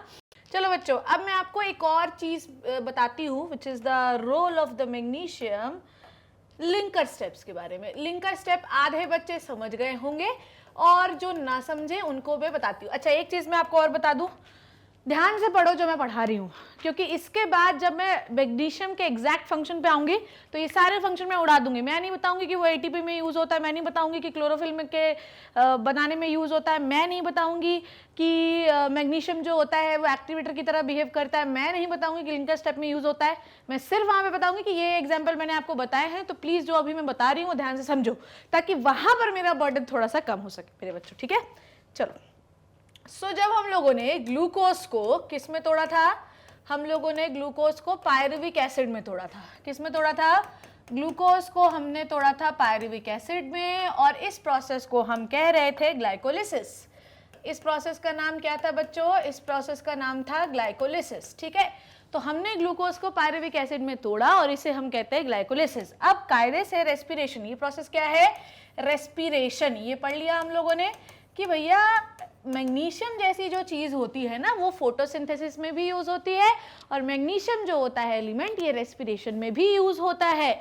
तो ग्लूकोज को हम किस में कन्वर्ट करते हैं? ग्लूकोज को हम पायरुविक एसिड में कन्वर्ट करते हैं, और फिर हम इसे लेकर जाते हैं क्रेब्स साइकिल में। कहाँ लेके जाते हैं बच्चों इसे हम लेके जाते हैं क्रेब्स साइकिल में, ठीक है। बाद में क्रैब साइकिल से हमें क्या बनाना, वो बात की बात है, पर क्रैब साइकिल में क्या हम डायरेक्टली पायरुविक एसिड को लेके जा सकते हैं? तो आंसर है नहीं। हमें सबसे पहले पायरुविक एसिड को एसिटाइल कोएंजाइम ए में कन्वर्ट करना पड़ेगा, और इस लिंकर स्टेप में हमें जिस एलिमेंट की जरूरत होती है वो होता है मैग्नीशियम। तो लिंकर स्टेप में मैग्नीशियम का बहुत ही इंपॉर्टेंट रोल होता है। मैग्नीशियम जो होता है, it is the activator of the enzymes for the linker step, ताकि हम पायरुविक एसिड को एसिटाइल कोएंजाइम ए में कन्वर्ट करके CO2 बना सके, डन, और एनर्जीज वगैरह बना सके, ठीक है। ये समझ में आ गई आपको बात? तो ये कहानी क्या हो गई रेस्पिरेशन की। तो हमने सीखा कि मैग्नीशियम जो होता है ये रेस्पिरेशन और फोटोसिंथेसिस दोनों में यूज होता है, ठीक है, डन। आगे बढ़े हम लोग, चलिए आ जाइए, देखिए। ओके, तो magnesium is the activator for photosynthesis as well as the respiration, ठीक है। नाउ अब यहाँ पर, अच्छा, एक और यहाँ पर जो एंजाइम था उसको मैं लिख देती हूँ यहाँ पर। एंजाइम का नाम है यहाँ पर पायरुवेट डिहाइड्रोजिनेज, ठीक है। एंजाइम का नाम क्या है बच्चों? यहाँ पर एंजाइम का नाम है पायरुवेट डिहाइड्रोजिनेज, ठीक है। इस एंजाइम को एक्टिवेट करने के लिए वी नीड मैग्नीशियम, ठीक है। नाउ अब जिंक के बारे में बात करेंगे। जिंक जो होता है ये भी जो एलिमेंट होता है एसेंशियल एलिमेंट में, हम zinc is the activator for the alcohol dehydrogenase. ये इंपॉर्टेंट है, ये आ सकता है, इसलिए आपको ये याद रखना है कि zinc is the activator for the alcohol dehydrogenase. अच्छा, अल्कोहल डिहाइड्रोजिनेज किस क्या है? It is also an enzyme, ठीक है, ये भी एक एंजाइम है। उसके बाद मॉलिब्डेनम जो है ये नाइट्रोजिनेज एंजाइम का एक्टिवेटर होता है in the nitrogen metabolism. Manganese जो होता है it is involve in the photolysis of the water, ठीक है। वाटर का फोटोलिसिस ऑफ वाटर हम लोगों ने कहाँ पे पढ़ा? चलिए देखते हैं इसके बारे में। हम लोगों ने क्या पढ़ा? हम लोगों ने पढ़ा फोटोलिसिस ऑफ वाटर। हमने कहाँ पढ़ा? फोटोलिसिस ऑफ वाटर हम लोगों ने फोटोसिंथेसिस में पढ़ा था, याद है आप लोगों को? फोटोलिसिस ऑफ वाटर हम लोगों ने कहाँ पढ़ा था? फोटोलिसिस ऑफ वाटर हम लोगों ने फोटोसिंथेसिस में पढ़ा था, डन, ओके। जिसमें हम लोग क्या कर रहे थे?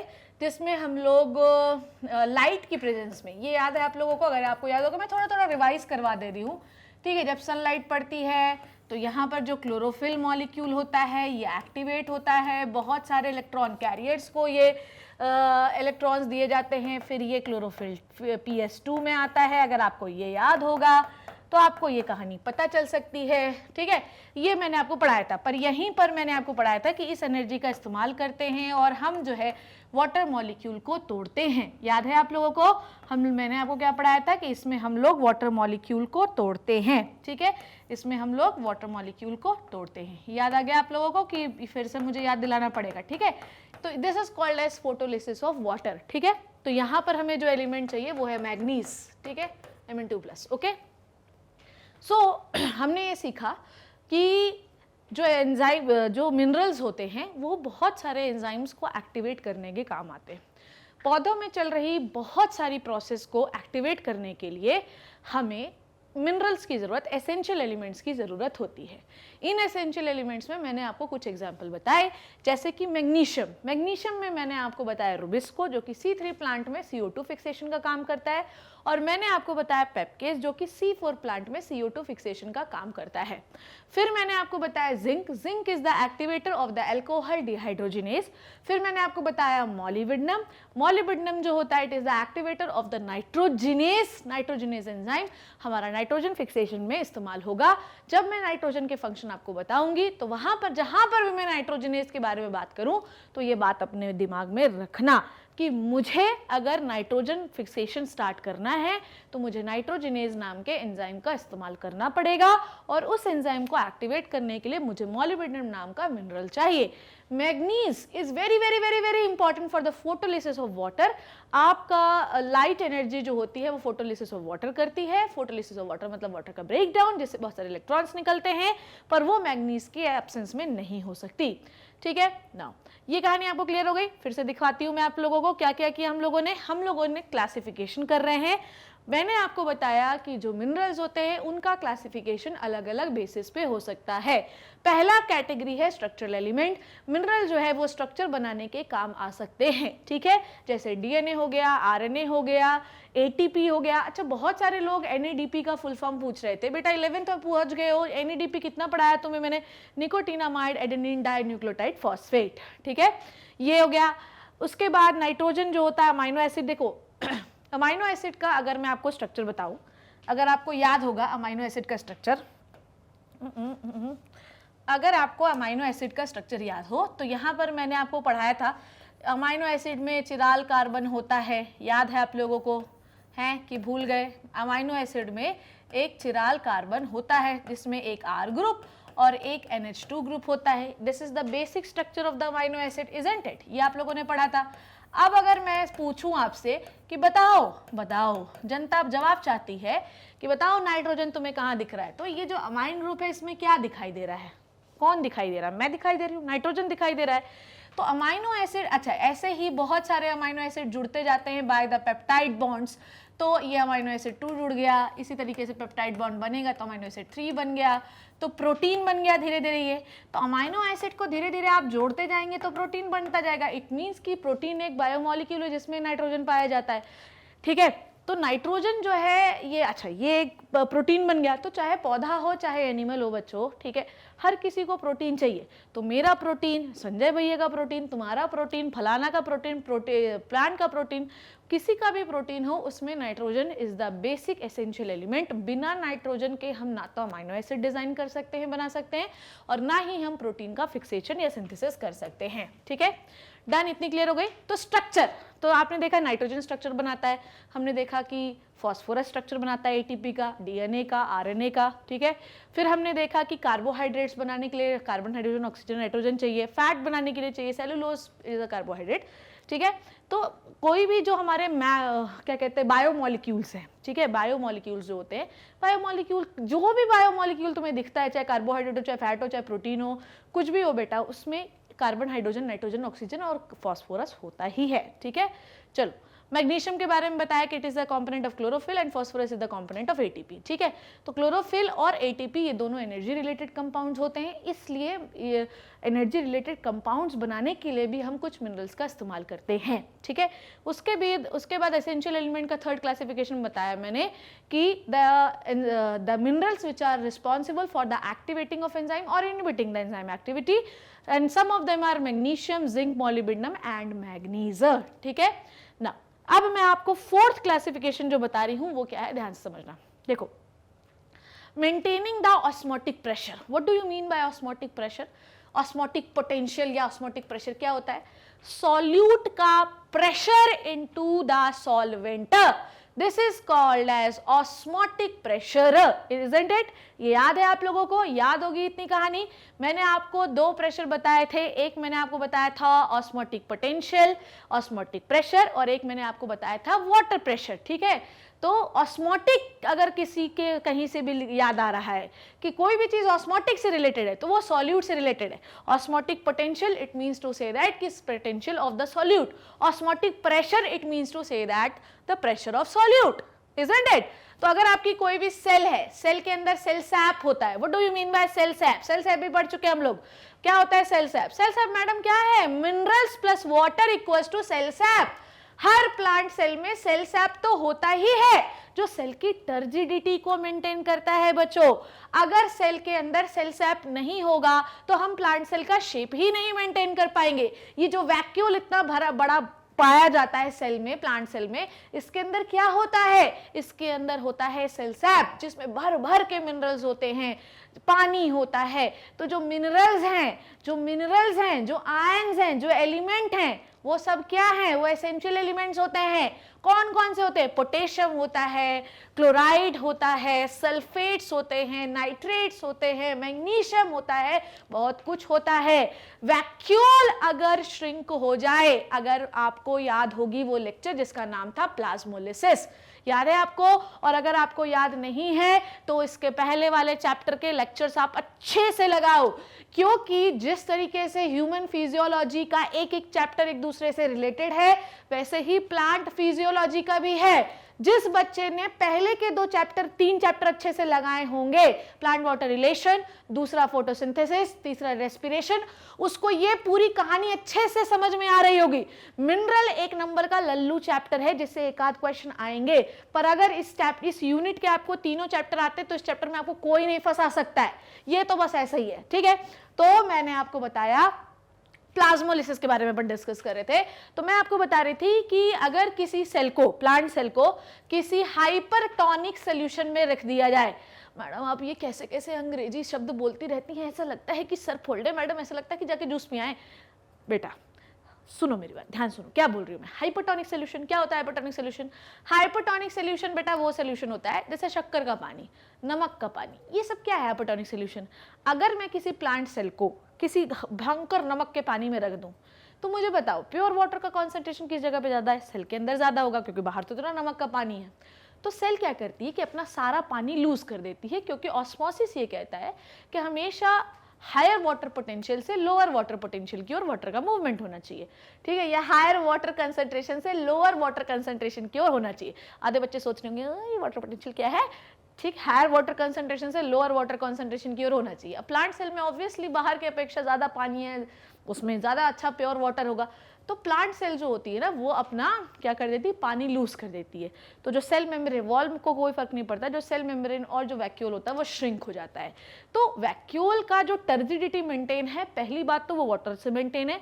दूसरी बात, टर्जिडिटी को मेंटेन करने के लिए जो सबसे इंपॉर्टेंट चीज है वो पता है क्या है? वो सबसे इंपॉर्टेंट चीज है सॉल्यूट, ठीक है?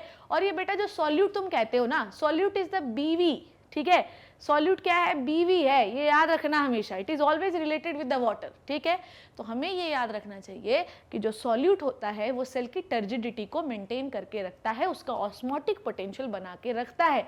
सिर्फ पानी ही सेल का शेप नहीं मेंटेन करता, सेल के अंदर पाए जाने वाले सॉल्यूट भी सेल का शेप मेंटेन करते हैं, ठीक है?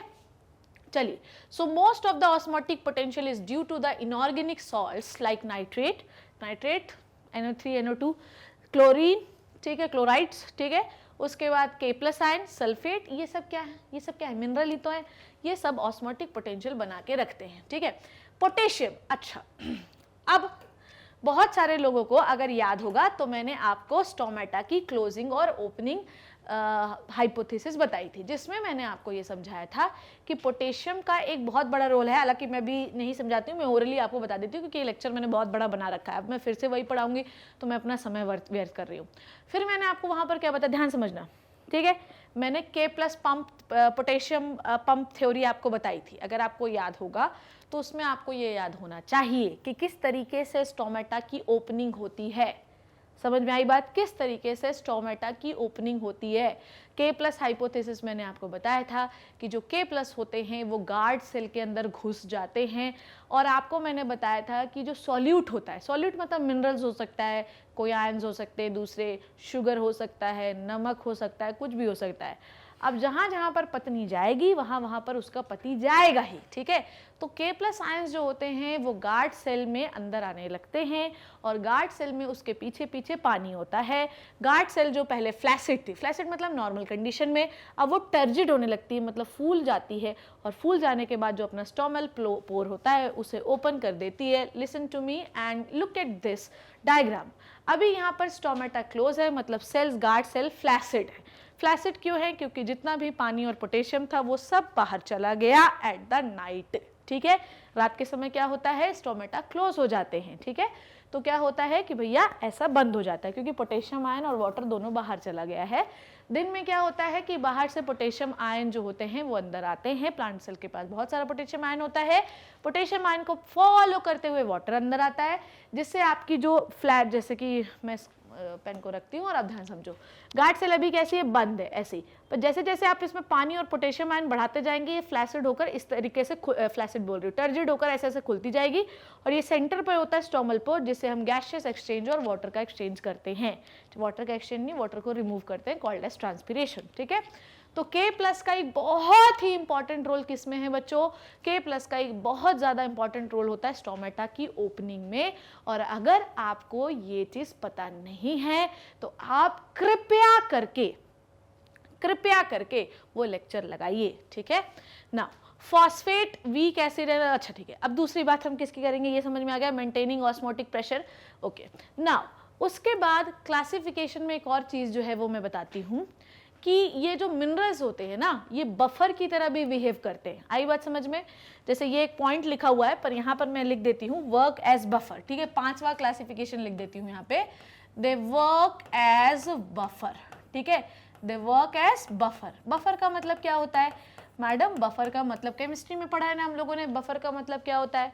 बफर का मतलब वो चीज़ होती है जिसमें नमक और शक्कर दोनों का कॉन्सेंट्रेशन एक जैसा हो। जैसे मैं आपको एक एग्जांपल समझाती हूँ, मेरे लैब में जनरली ये एक्सपेरिमेंट होता है। हमें अगर किसी चीज़ को किसी सेल को, ठीक है ध्यान समझना, ना तो हम किसी सेल को कभी भी हाइपरटोनिक सोल्यूशन में रख सकते हैं ना तो हाइपोटोनिक सोल्यूशन में रख सकते हैं।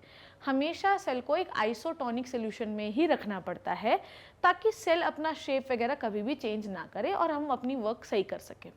तो इसलिए हम लोगों को एक आइसोटोनिक सोल्यूशन बनाना पड़ता है जिसे हम कहते हैं बफर। क्या कहते हैं? बफर।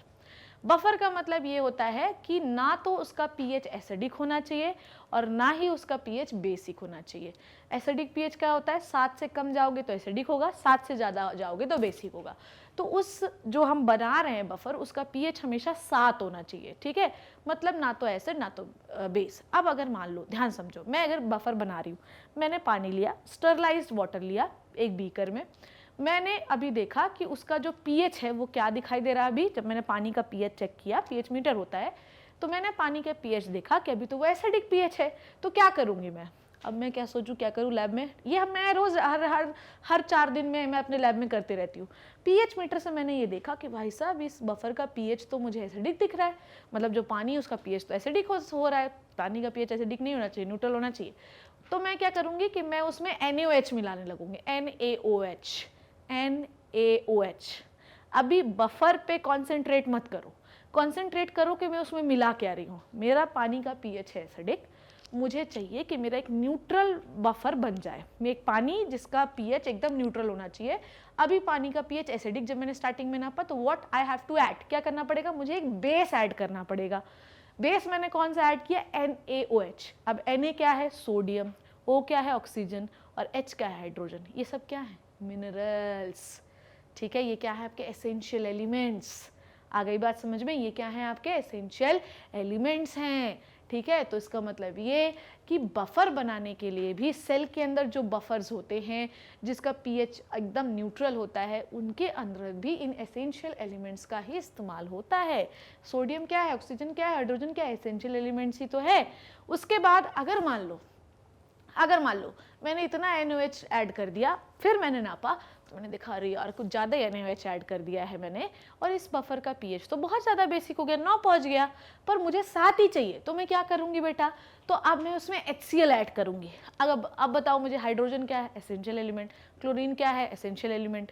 तो इसका मतलब क्या है कि सेल के अंदर, चाहे प्लांट सेल हो चाहे एनिमल सेल हो, हमेशा एक सेल जो होती है वो एक स्पेसिफिक एनवायरनमेंट में रहती है, ठीक है। और आपकी बहुत सारे प्लांट हो चाहे एनिमल हो, बहुत सारा जो सेल का साइटोप्लाज्म होता है वो कैसा रहता है, बफर रहता है, ठीक है। बफर मतलब न्यूट्रल pH वाला साइटोप्लाज्म रहता है, और उस न्यूट्रल साइटोप्लाज्म को मेंटेन करने के लिए हमको बहुत सारे मिनरल्स की आवश्यकता होती है।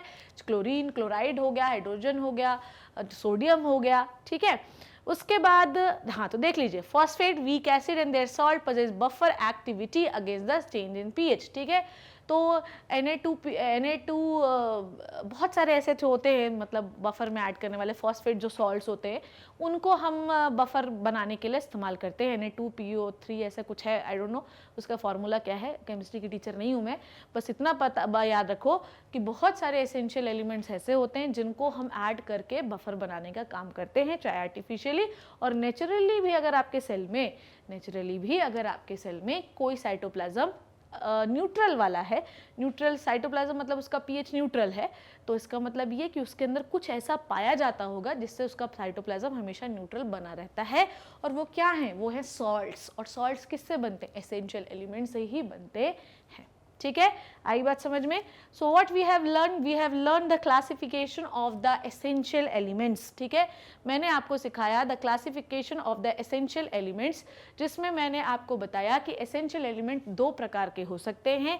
एक होता है मैक्रोन्यूट्रिएंट, एक होता है माइक्रोन्यूट्रिएंट, ठीक है, on the basis of quantitative requirement. मैंने अलग अलग क्लासिफिकेशन आपको बताए हैं, बिल्कुल ध्यान समझना, एक बार रिवाइज करवा देती हूँ, then I will end the lecture, ठीक है। On the basis of quantitative requirement, कौन, 2 एसेंशियल एलिमेंट 2 प्रकार के होते हैं, मैक्रो और माइक्रो। मैक्रो क्यों बोला, जिसकी शरीर को जरूरत ज्यादा है उसे मैक्रोन्यूट्रिएंट कहते हैं, जिसकी शरीर को जरूरत कम है उसे माइक्रोन्यूट्रिएंट कहते हैं। एसेंशियल चाहिए, बिना अगर नहीं चाहिए होंगे तो नॉन एसेंशियल हो जाएंगे, ठीक है। उसके बाद मैक्रोन्यूट्रिएंट क्या होते हैं, मैक्रोन्यूट्रिएंट जो होते हैं वो प्लांट में बहुत ज्यादा पाए जाते हैं, ठीक है। और ये जो मैक्रोन्यूट्रिएंट्स होते हैं यूजुअली किस चीज में इन्वॉल्व होते हैं, ये मैक्रोन्यूट्रिएंट इन्वॉल्व होते हैं प्रोटीन, कार्ब्स और फैट के सिंथेसिस में, ठीक है। मैक्रोन्यूट्रिएंट कितने नंबर में होते हैं, 9 नंबर में, जिंगल भी बताई है मैंने, carbon, hydrogen, oxygen, nitrogen, phosphorus, sulphur, potassium, calcium, magnesium, जिसमें से कार्बन, हाइड्रोजन, ऑक्सीजन जो होते हैं ये CO2 और H2O से मिलते हैं हम लोगों को, ठीक है। और बाकी सारे सॉइल से एब्जॉर्ब किए जाते हैं, ठीक है। ये मैक्रोन्यूट्रिएंट की लिस्ट बना दी मैंने आपको, माइक्रोन्यूट्रिएंट की भी बता दी। माइक्रोन्यूट्रिएंट जो होते हैं ये 18 नंबर होते हैं, iron, manganese, copper, molybdenum, zinc, boron, chlorine and निकल, इसकी भी जिंगल बताई है मैंने आप लोगों को। उसके बाद मैंने आपको माइक्रोन्यूट्रिएंट, ठीक है, उसके बाद मैंने फंक्शन के आधार पे क्लासिफिकेशन बताया। फंक्शन के आधार पे कुछ एलिमेंट्स ऐसे होते हैं, एसेंशियल एलिमेंट्स ऐसे होते हैं जो स्ट्रक्चर बनवाते हैं, ठीक है। कुछ एसेंशियल एलिमेंट ऐसे होते हैं जो एनर्जी रिलेटेड कंपाउंड बनाते हैं, जैसे कि क्लोरोफिल, ATP। कुछ एसेंशियल एलिमेंट ऐसे होते हैं जो कि एंजाइम को एक्टिवेट करने का काम करते हैं, जैसे कि मॉलिब्डेनम, मैग्नीशियम, जिंक, मैग्नीज, ठीक है। उसके बाद मैंने आपको बताया कि बहुत सारे मिनरल ऐसे होते हैं जो कि सेल के क्या कहते हैं, बहुत सारे एसेंशियल एलिमेंट होते हैं जो कि सेल के शेप को मेंटेन करने का काम करते हैं, जैसे क्लोराइड, पोटेशियम, सल्फेट्स, ठीक है। उसके बाद कुछ मिनरल्स ऐसे होते हैं, कुछ एसेंशियल एलिमेंट ऐसे होते हैं जो कि स्टोमेटा को ओपन और क्लोज करने का काम करते हैं, और कुछ एसेंशियल एलिमेंट्स मिनरल्स ऐसे होते हैं जो कि सेल के बफर्स, मतलब सेल को एक प्रॉपर एनवायरनमेंट देने का काम करते हैं, क्योंकि इनके अंदर ये प्रॉपर्टी होती है कि किसी भी साइटोप्लाज्म को एसिडिक और बेसिक कर सकते हैं। तो अगर एसिडिक एनवायरनमेंट में कोई सेल रहती है उसका साइटोप्लाज्म एसिडिक होना चाहिए, तो वही जो मिनरल्स हैं जो आपके एसेंशियल एलिमेंट हैं वही उसको एसिडिक बनाएंगे, जैसे HCl। अगर कोई साइटोप्लाज्म बेसिक एनवायरनमेंट में रहना चाहता है तो यही एसेंशियल एलिमेंट उसके साइटोप्लाज्म को बेसिक बनाएंगे। कोई न्यूट्रल pH पे रहना चाहता है तो यही एसेंशियल एलिमेंट उसके साइटोप्लाज्म को न्यूट्रल बनाएंगे। तो हमने आज सीखा the classification of the essential elements, ठीक है। In the next class I will tell you the role of macro and micro molecules या न्यूट्रिएंट्स एक एक करके separately in the detail. I hope you learned and enjoyed the session. Please इस बात को ध्यान से समझिए। इस लेक्चर को अगर आपको समझना है तो पिछले जो 3 चैप्टर के लेक्चर है उसको पूरे लगा लीजिए आप, तभी आप मिनरल एंड न्यूट्रिशन समझ पाएंगे। इस चैप्टर में कुछ नहीं है। अगर आप वो चैप्टर अच्छे से पढ़ लोगे तो इस चैप्टर में आधे से अधिक फंक्शंस तो आपको ऑलरेडी क्लियर होंगे। और दूसरी बात, इस चैप्टर में आपको पता है आता क्या है? इस चैप्टर में एक आध क्वेश्चन कैसे आते हैं, मैक्रो न्यूट्रिएंट क्या होता है, माइक्रो न्यूट्रिएंट क्या होता है, कितने नंबर में होता है, इसी के आसपास से क्वेश्चन आता है। बाकी नाइट्रोजन मेटाबॉलिज्म से क्वेश्चन आ सकते हैं। So this is all about the classification of the essential element. मैं ये उम्मीद कर रही हूँ कि जो कहानी मुझे थी समझानी वो आपको समझ में आ गई होगी। See you in the next class. तब तक घर पे रहिए, सेफ रहिए, अपना ध्यान रखिए। Thank you so much, bye bye.